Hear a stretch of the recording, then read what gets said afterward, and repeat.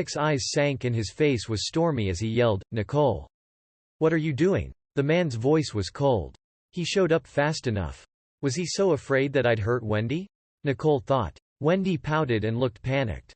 Her eyes suddenly brimmed with tears as she covered her cheek and looked behind Nicole. She argued in a loud voice, "I didn't do anything, Nicole. You misunderstood me. Is Nicole crazy? How dare she hit me in front of Eric?" Nicole sneered. "Stop your act. I know it's you." With a seeping cold gaze, Nicole walked to Wendy and took out the printed picture of Eric from her bag, then flung it in front of them. Eric looked at the photo and had a moment of shock and confusion. Wendy's face also instantly turned glum and pale. He had a long day yesterday, so when he visited Wendy at the hospital, he dozed off for a while. It was apparent that this photo was secretly taken at that time. The only other person in that room then was Wendy Quaid. Thus, Eric knew who had taken this photo.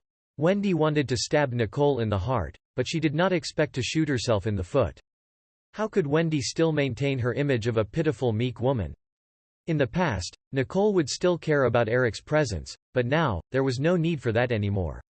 Nicole smiled indifferently, and her voice was surprisingly cold. "I told you that I'm here to settle accounts. This is what you owe me.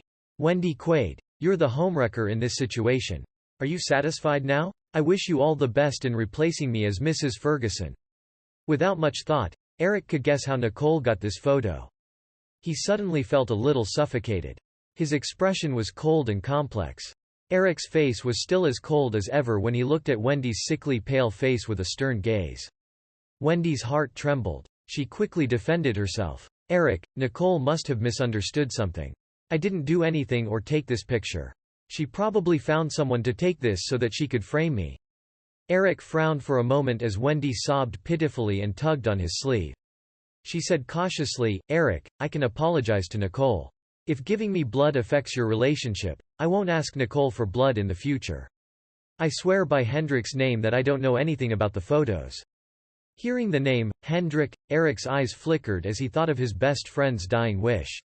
The gloom on Eric's face dissipated a little. "Nicole was too agitated earlier and shouldn't have hit you. Do you need a doctor to check it out?" Wendy was still covering her cheek that felt numb from Nicole's slap and shook her head. "It's okay." Eric nodded and looked at Nicole, who was standing on the side. The corners of her lips curled up mockingly and she had a cold and indifferent look on her face.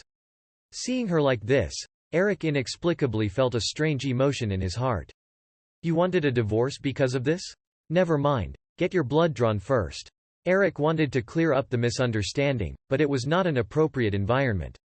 An insignificant photo meant nothing compared to Wendy's health.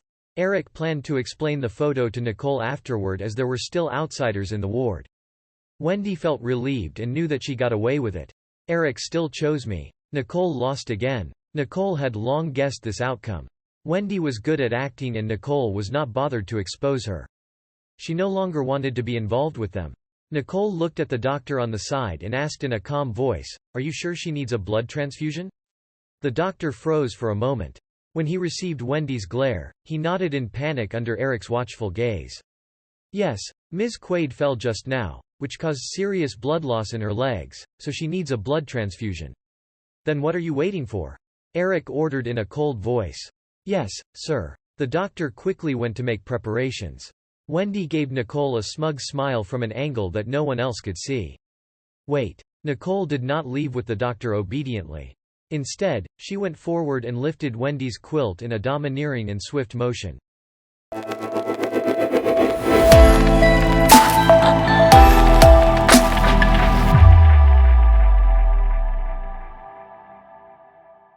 Nicole did not care in the slightest whether Wendy was embarrassed or not. She looked at Wendy's bandaged left leg and ripped off the bandage despite Wendy's struggle.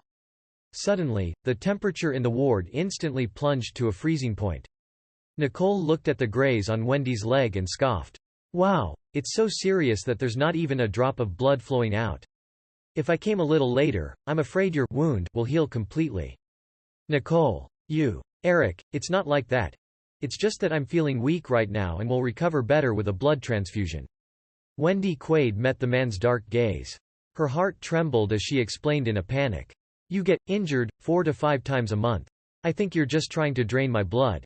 Nicole's voice was cold as she continued, "Too bad. You won't have this opportunity again in the future. Get Eric to marry another fool to be your new mobile blood bank." After that, Nicole sneered and left the ward without looking back. The moment Nicole slammed the door to the ward shut, she slumped on a bench in the corridor. At that moment, she felt dejected, like she had been abandoned by the whole world. Nicole felt extremely aggrieved. Tears slid down the corners of her eyes as she took out her phone and mustered her strength to make a call. Her voice choked with fatigue. "Big brother." The other party only heard her voice and sighed silently. His voice was indulgent. "Where are you? I'll pick you up." A few minutes later, a noble and elegant man leading a group of mysterious men in black carried the unconscious woman out of the hospital and left quietly. Eric Ferguson dragged the attending doctor out of the ward with a gloomy face. His dark eyes were filled with anger. A serious leg injury? Is a blood transfusion even needed for grazed skin? Is this the standard of professionalism in your hospital? Eric exuded a terrifying chill. When he thought of Nicole's weak condition every time after she donated blood, the guilt in his heart deepened, and that strange feeling in his heart became more intense. The doctor shuddered and did not dare to hide the truth from him anymore. "It was Ms. Quaid's order. It has nothing to do with our hospital. Ms. Quaid said you agreed to all of the blood transfusions. Every time Ms. Nicole donated blood, you were also there, so we thought that we're just following orders. Mr. Ferguson, we will never dare to do this again. Wendy Quaid. Did I indulge her too much? Nicole insisted on divorce just because of that photo. Did she misunderstand my relationship with Wendy? In that case, Eric thought that he could just explain it to her. Although he did not have much affection for his wife, he had always been faithful to their marriage and was satisfied with their status quo. Thus, he did not mind living like this for the rest of their lives. At least, he had never thought about getting a divorce since they got married. If Nicole was just not satisfied with his relationship with Wendy, he could keep his distance from her. Eric thought that their marriage could be saved if they sorted out this tiny problem. He took out his phone to call Nicole, but her phone was turned off. Eric's eyebrows were tightly furrowed as he summoned his bodyguard that was at the entrance. A few minutes later, the bodyguard stood in front of him with trepidation. "Mr. Ferguson, we can't find the young madam anywhere. The hospital's surveillance footage was suddenly hacked 10 minutes ago. We can't find any clues to where the young madam went even if we searched the entire hospital." Eric frowned deeper and his thin lips were pressed into a taut line. When he thought back to the way Nicole did not hesitate to sign her name on the divorce agreement, he felt an indescribable emotion surging in his chest. His deep dark eyes seemed bottomless and inscrutable. Where can she go after the divorce? She doesn't have any money. The thought of her leaving so abruptly made that irritable feeling that constantly haunted him more intense. His heart just felt extremely uncomfortable. "Get someone to search for her and notify me immediately when you found her. How dare she turn off her phone like this? She's really out of line." "Yes, sir." Eric did not want to admit that he felt a twinge of panic because of this woman who was no longer his wife.